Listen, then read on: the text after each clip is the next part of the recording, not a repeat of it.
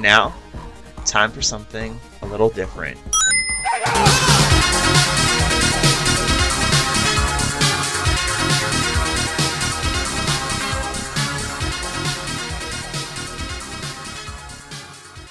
Stop me if you've heard this Sonic the Hedgehog review before. Green Hill Zone is an amazing opening level, the way it teaches you the basic mechanics of the game.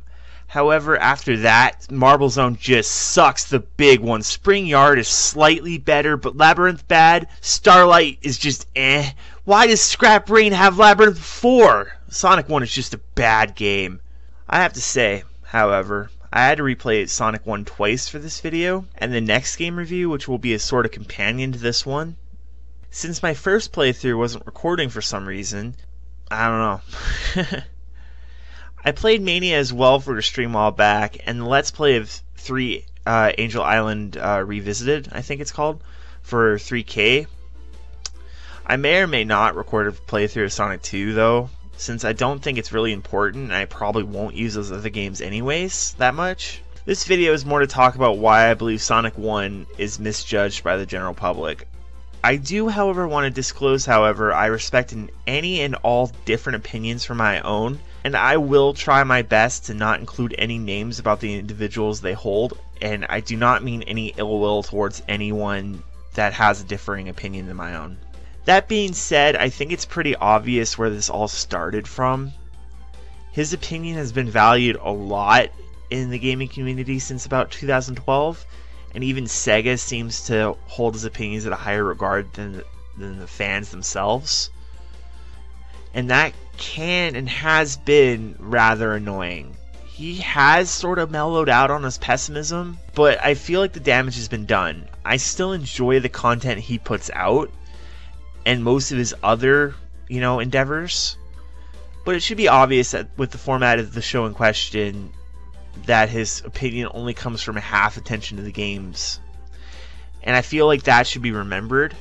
The other issue with this character is there's a huge split community on who all want different things from this franchise. There's people like me who wonder how the hell Sega decided that the Christian Whitehead's Sonic 1 and 2 ports don't deserve console ports, and praying that Mania 2 is in development and hoping Sonic 3 gets re-released somehow. There's other people who are demanding another Adventure game or a remake of Adventure 1, which is also very justified. There's people who believe that the boost formula is the way to go, and there's people who are only here for the side games or the comic books, either IRG, Fleetway, or IDW now. And there's that one guy out there that's still waiting for the sequel for Sonic Chronicles to come out. This video and its companion is kind of like a small look at what I do and do not like about the first Sonic and its most directly related sequel, Sonic the Hedgehog CD, which first arrived on the Sega/Mega CD in 1993. I struggle to call this video a review as it's more of a retrospective in my opinion. I just want to defend these two games because to me it feels as if like two of my best friends have been bullied pretty hard lately for the last 8 years. That being said, I'll try to be fair just because despite how I feel about one of these two games, I will admit that both games are not close to being perfect. They're just fun games. They're more about the character and the personality.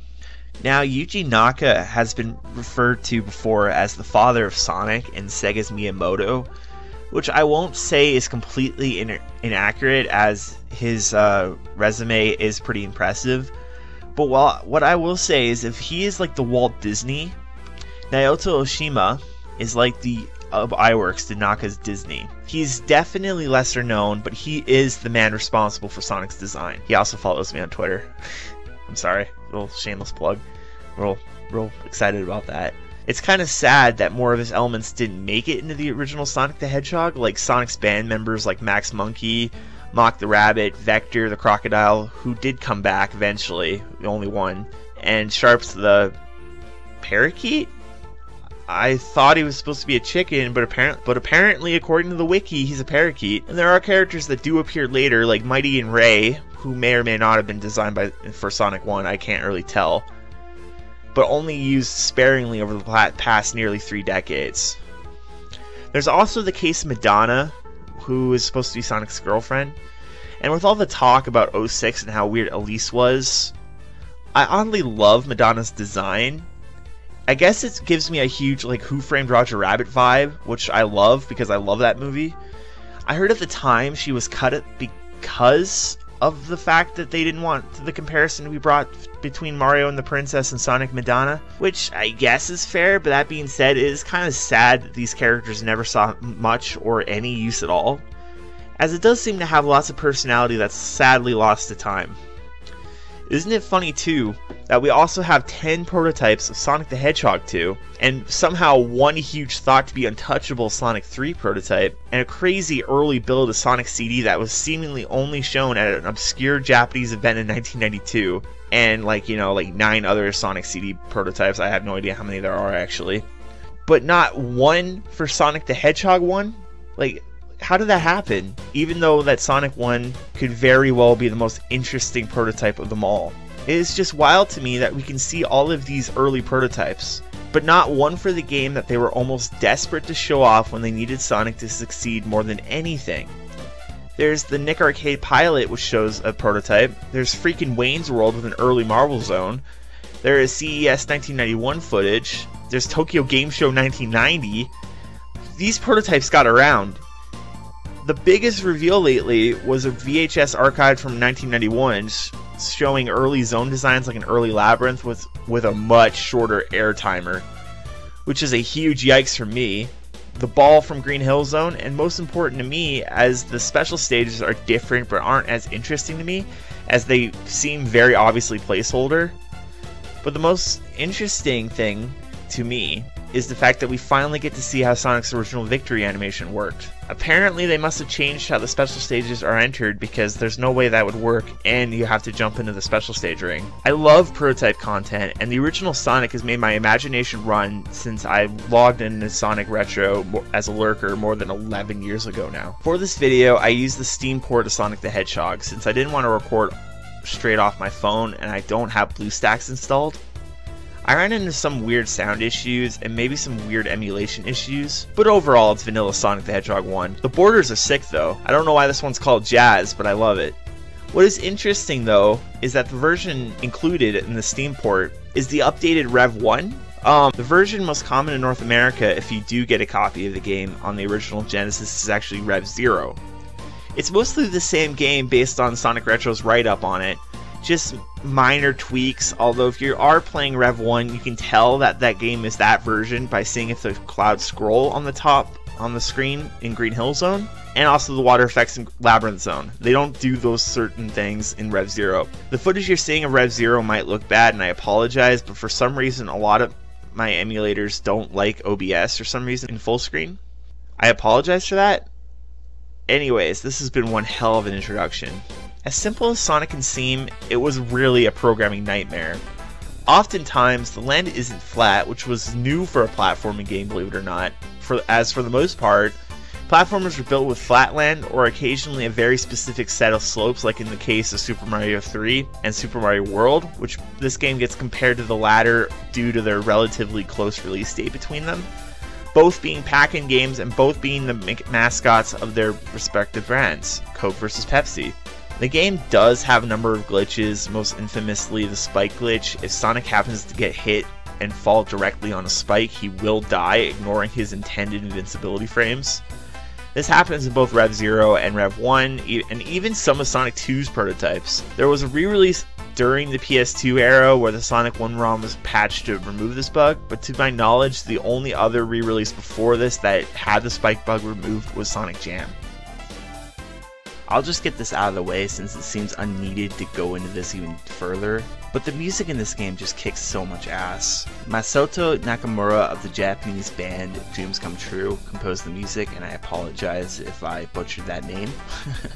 And while I'm not very knowledgeable of their non-spiky blue hedgehog antics, I knew one of their remixes we will talk about for another time.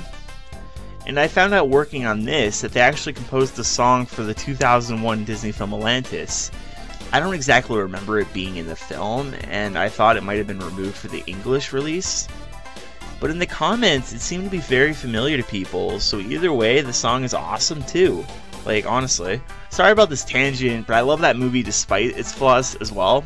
And it's crazy how many people and things I love are connected through just that one film. I gotta look more into the rest of the songs by this band, but man, back to Sonic, some of my highlights are easily Labyrinth Zone and Starlight Zone in this particular soundtrack. Now, let's go over the controls. You might be thinking, if you've played this game before, well yeah, you fucking idiot, you run and you jump.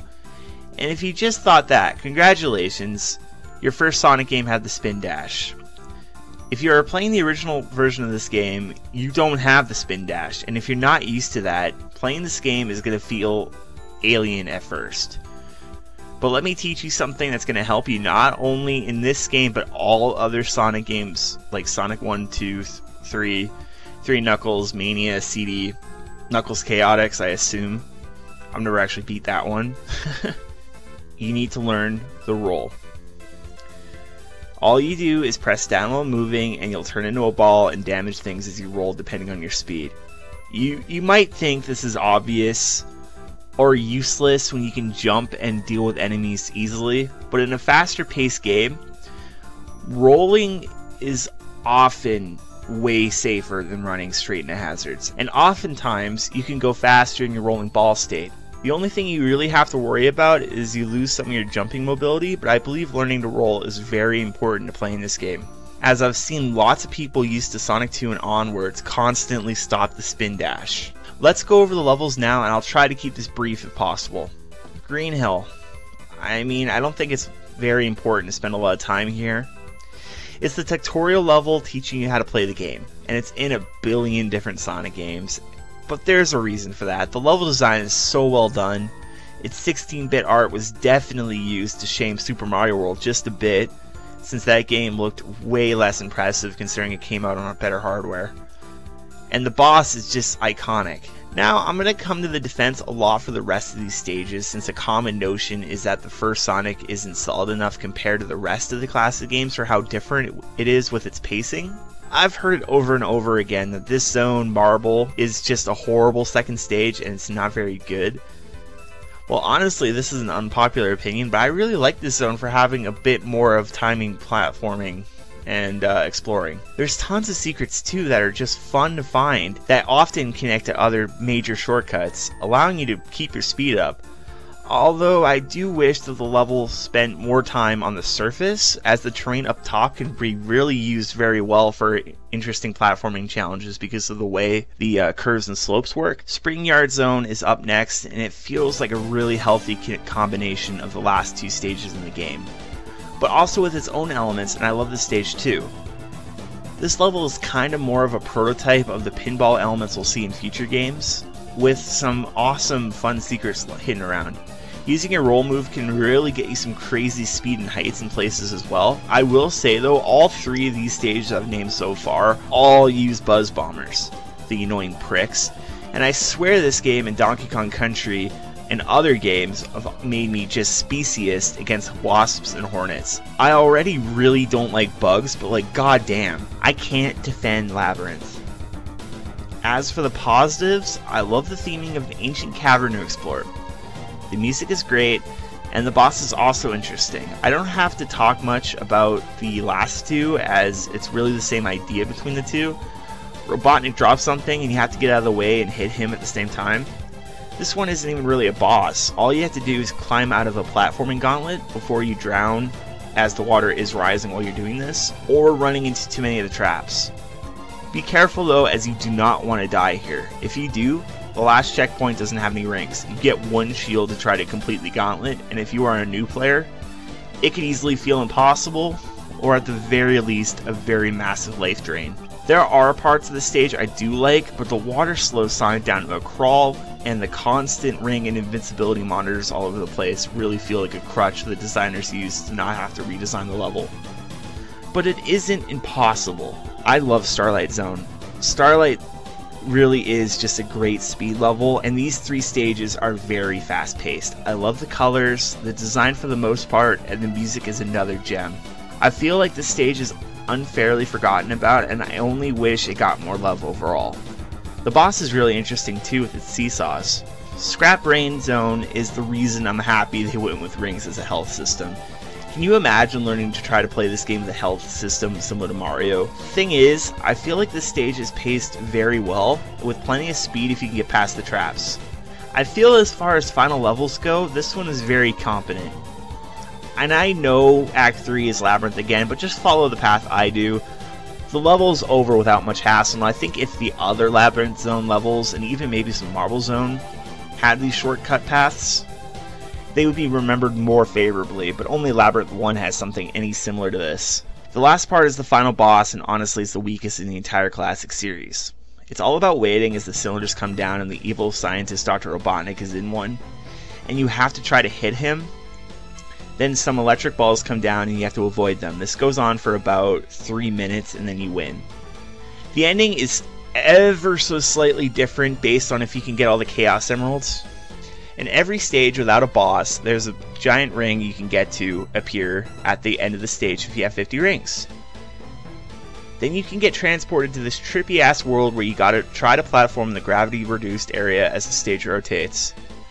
And you jump off the walls to hope to get to the area with the emerald, spin the jewels protecting it to dust I guess, and grab the emerald before you fall into a pit with gold blocks, one of the most misnamed objects in gaming history. My only advice here is to use different length jumps to get through the stage. If you can get them all or not doesn't change much, but the special stages can be used to get extra lives and continues by collecting the rings and emerald. So for that reason I feel like it's worth it getting the first 6 Chaos Emeralds. That being said, that's Sonic 1. The game may lack a lot of characters Oshima created, but I have to say I love the robot designs. Off memory, there's Crab Meat, Buzz Bombers, Neutrons, those snail spiky dudes like Uldrons or something like that that don't have a similar style name. Caterkillers, Bat Brains, those scary roller fuckers, otherwise known as Dickhead, Burrowbots, 2 different types of Orbinauts, a ball surrounded by spiky balls that either throws them at you or just goes straight in a straight line. And then there's Ballhog. I think I may have missed 1 or 2, but that's the majority for sure. That being said, that's the original Sonic the Hedgehog, and I love this game. I definitely am biased, but try to present myself in a professional manner, and all I'm trying to say is this. The original Sonic isn't perfect, but there's a lot of hate to the character that similar franchises don't get criticism for. No one ever shits on the first Super Mario Bros., which is a great game too, but it isn't perfect either. I just wanted to show that despite everything, the original Sonic deserves respect and I feel is worth playing at least once. But the real strength that all the Sonic games have is their insane replay value. The game is built to play over and over and get better at it. I've played basically every version of this game known to man, including the god-awful GBA port. It's on everything. Obviously I recommend the iPhone and Android version, but if you don't have the patience for touch controls and don't want to hook a Bluetooth controller to your phone or tablet, then I recommend the Sega Ages re-release on the Nintendo Switch since that version has Mania's Drop Dash. I'm going to leave you on this thought. Everyone knows at this time Sega and Nintendo were planning on fighting for dominance in the video game market with Sonic and Mario. But I never hear anyone bring this up, even though it seems extremely obvious. Sonic's enemy in this battle of nature versus technology is Dr. Robotnik or Dr. Eggman. I don't care what name you prefer, I just tend to call him Eggman in the modern Sonic games and Robotnik here, even though that's not entirely accurate. A fat guy dressed in red with a mustache. I mean, I just never hear anyone bring this up, and I just find that odd. I don't know. Hey there. Thank you for watching the whole video. It really means a lot to me. You know, I haven't been doing this for very long, but I'm planning on trying my best to keep on improving. Like, I'm gonna be honest, I think this video is a lot better than my King Kong video, just because I've started to learn a little bit more about what I should be doing while I'm recording.